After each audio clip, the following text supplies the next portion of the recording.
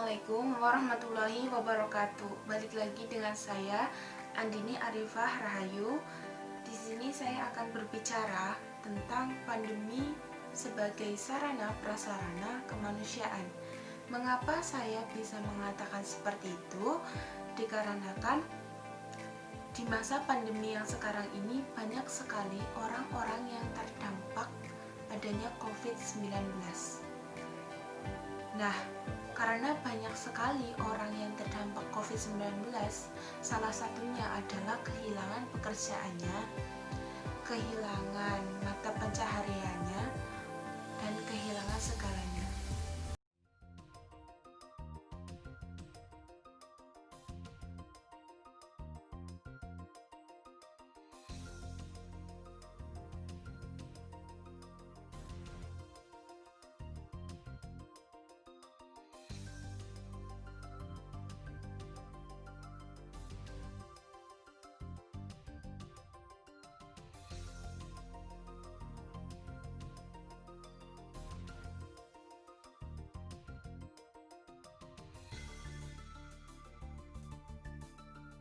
Kerja. Sebagai apa? Saya pedagang, ikut orang juga di kota tua, dagang jilbab gitu. Karena keadaan corona ini juga pengunjung kurang dan juga peraturan dari pemerintah juga toko nggak boleh buka, ya udah tutup. Kita juga yang ikut mau nggak mau ikut libur. Terus juga kita namanya kosan nggak tahu menahu, namanya perut juga nggak tahu mau corona mau apa, perut harus makan, tempat tinggal harus dibayar. Dan keadaan itu ya kita nggak bisa, udah habis akan ya tidur di jalan, mana mau tidur di jalan, cari makan juga di jalan. Udah 1 bulan Kak. Sama siapa aja? Nih kita memang sedang bertiga. Kalau cari makannya ya itu yang kita bilang, kita memburu sembari kita mencari kerja baru.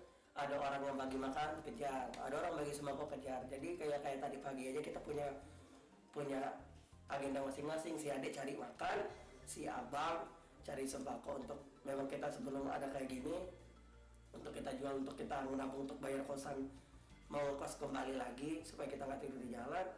Dan saya yang ikut sama abang Norman tadi, memang kita setiap hari jalan mengelilingi Jakarta untuk cari makan.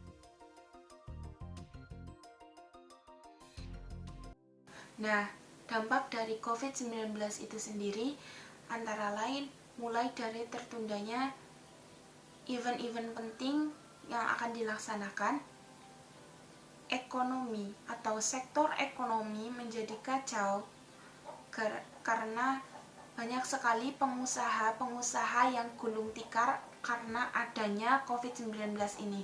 Dampak penyebaran COVID-19 menyasar ke berbagai sektor. Selain mempengaruhi kehidupan sosial, COVID-19 juga menjadikan sektor ekonomi dalam kondisi tertekan. Daya beli yang menurun tajam, serta aktivitas sektor industri yang terganggu. Dan kondisi inilah seolah mengancam terjadinya krisis yang lebih dalam. Selengkapnya saya akan ulas dalam jeritan pekerja akibat corona. Data menunjukkan per 9 April 2020 pukul 14.15 waktu Indonesia Barat, mengutip data dari Johns Hopkins, secara global jumlah pasien positif COVID-19 mencapai 1.484.811. Nah, ini. Dan juga dengan total kematian 88.538 dari 184 negara di dunia yang terjangkit virus ganas ini. Walau jumlah pasien yang berhasil sembuh juga terus meningkat, namun di beberapa negara masih melaporkan adanya peningkatan jumlah pasien positif COVID-19 yang terjadi secara berkelanjutan hingga saat ini. Atas hal tersebut, berbagai negara terdampak juga menyiapkan langkah kebijakan untuk memperlambat penyebaran virus dengan serangkaian aturan menjaga jarak sosial bagi tiap warganya. Dalam kondisi ini tentunya membuat gangguan terhadap aktivitas bisnis, kegiatan belajar mengajar, serta mobilitas sosial lain yang dilakukan oleh warga. Mirisnya lagi, data membuktikan bahwa sekitar 81% angkatan kerja secara global terkena imbas dari penutupan operasional perusahaan. Dampak COVID-19 ini di sektor ekonomi juga menjadikan guncangan ekonomi yang sangat besar dan berpengaruh atau dapat dikatakan krisis global terburuk sepanjang atau sejak Perang Dunia Dunia Kedua. Terlebih, pendapatan masyarakat dari segala ini juga mengalami penurunan. Atas kondisi ini pula, baik para pekerja maupun pelaku usaha juga tak memiliki pijakan yang cukup kuat untuk menggenjot kembali roda perekonomian di tengah kondisi pandemi.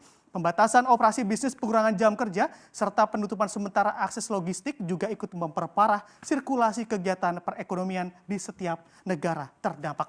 Dan bisa kita lihat slide dari organisasi buruh internasional ini memang di yang warna kuning ini adalah persentase negara yang memang diharuskan untuk perusahaannya menutup tempat kerjanya begitu, dan juga yang warna oranye ini memang dapat dilihat memang ini adalah persentase negara yang memang direkomendasikan untuk menutup tempat kerjanya dengan alasan keselamatan dan juga kesehatan. Bisa kita lihat juga terjadi peningkatan di akhir Februari ini dan juga awal Maret, dan sampai saat ini juga berada di level 81% pekerja di dunia terdampak COVID-19 dan juga dirumahkan secara parsial maupun permanen. Dan juga bila kita melihat dari data organisasi buruh internasional, negara yang sangat dalam terdampak begitu COVID-19 adalah India pada sektor informalnya dan juga Amerika Serikat pada sektor formalnya begitu. Dan saya coba memaparkan satu persatu. India dengan total penduduk mencapai 1,3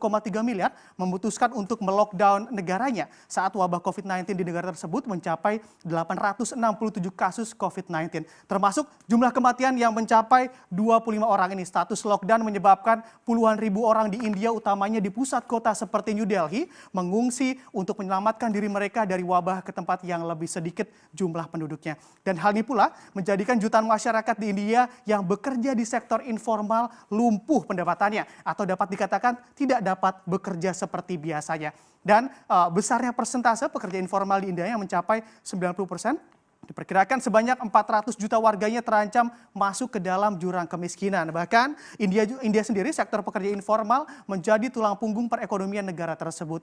Untuk makan sehari-hari, mayoritas pekerja informal di India hanya mengandalkan pendapatan harian dan cenderung tidak memiliki tabungan ataupun simpanan uang. Tak dipungkiri, kondisi ini juga membuat sebagian besar masyarakat India berjuang mati-matian guna memenuhi kebutuhan dasar mereka untuk makan dikarenakan hilangnya pekerjaan. Bagi sebagian warga India ini yang tak mampu memenuhi kebutuhan makan sehari juga akan menghadapi kematian karena kelaparan. Bukan hanya mati karena COVID-19 yang melanda negara mereka. Dan sangat miris kondisi ini.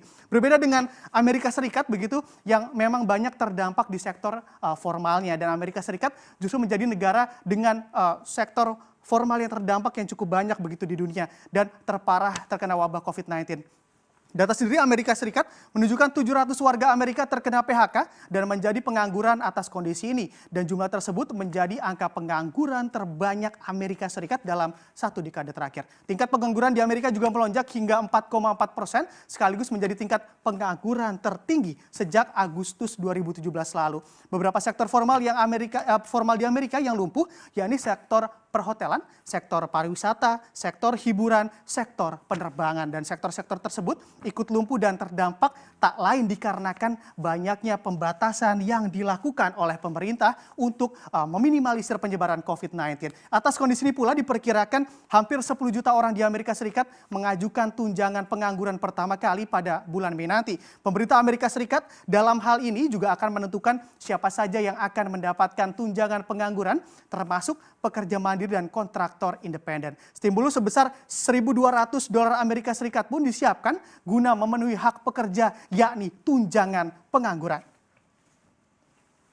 Di tengah ketidakpastian atas wabah COVID-19 ini, khususnya di sektor ekonomi, Organisasi Buruh Internasional atau ILO juga membuat kerangka kebijakan guna menstabilisasi kondisi sektor ekonomi yang terdampak COVID-19. Kerangka kebijakan ini pula yang memang disusun dalam 4 pilar utama. 4 pilar tersebut fokus pada dukungan perusahaan pekerjaan serta pendapatan, lalu juga mendorong ekonomi dan juga pekerjaan. Terdapat pula perlindungan pekerja di masing-masing tempat kerja mereka, dan juga memanfaatkan dialog sosial antara pemerintah, pekerja, pengusaha guna mencari jalan keluar permasalahan. Dan kita coba buka satu persatu dari pilar-pilar ini. Memang yang pertama ini difokuskan pada merangsang ekonomi dan pekerjaan dan meliputi kebijakan fiskal yang aktif, kebijakan moneter yang akomodatif, serta pinjaman dan dukungan khusus termasuk sektor kesehatan. Dan juga bergeser ke pilar yang kedua ini, memang fokus utamanya adalah mendukung perusahaan, pekerjaan, serta pendapatan.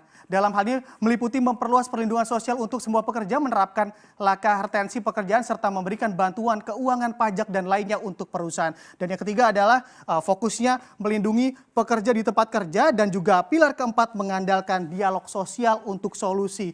Dan juga bisa kita lihat apa saja dampak ke Indonesia atas kondisi ini. Dan juga memang pada kondisi ini Indonesia juga ikut terdampak dari segi sektor formal dan juga sektor informalnya. Dan juga memang Indonesia juga tidak lepas dari bayang-bayang permasalahan ini begitu. Dan juga memang permasalahan ini juga merenggut begitu dampak dari para pekerja di Indonesia yang memang ikut terdampak pula dalam kondisi yang sangat tidak jelas ini begitu, dan juga sangat tidak pasti. Dan juga untuk pekerja yang dirumahkan sendiri di Indonesia di sektor informal itu berada di 39.977 perusahaan melakukan PHK, dan juga 1.010.579 orang tenaga kerja juga ikut terdampak. Dan juga memang di sektor informal juga terdapat 189.452 orang terdampak di sektor informal begitu. Dan memang hal ini juga perlu semua dari pemerintah dan juga masyarakat guna saling bahu-membahu untuk dapat menstabilisasi kondisi ekonomi tersebut. Dan dapat disebutkan wabah COVID-19 ini memang cukup perkasa untuk mengobrak-abrik kondisi perekonomian dunia, sehingga memang berbagai negara juga turut mencari langkah-langkah solutif guna menstabilisasi kondisi yang memburuk. Lalu di bidang pendidikan, banyak sekali di bidang pendidikan kita melakukan sistem daring online untuk sistem pembelajarannya, dikarenakan untuk memutus mata rantai akan adanya penyebaran COVID-19 ini.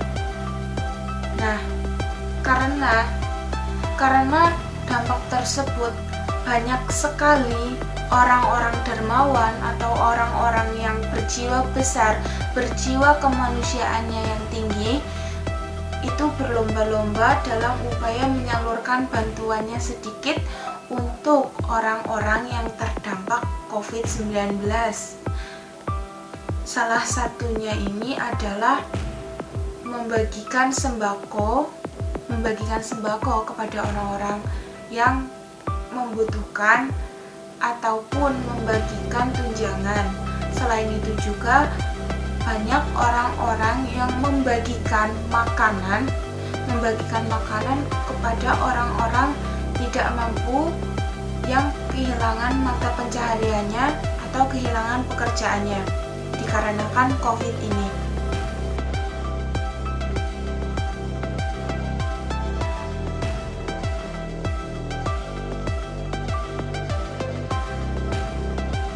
Nah, hal itu merupakan salah satu implementasi nilai-nilai Pancasila dalam kehidupan sehari-hari, terutama dalam nilai kemanusiaan atau di dalam sila kedua Pancasila, yaitu kemanusiaan yang adil dan beradab.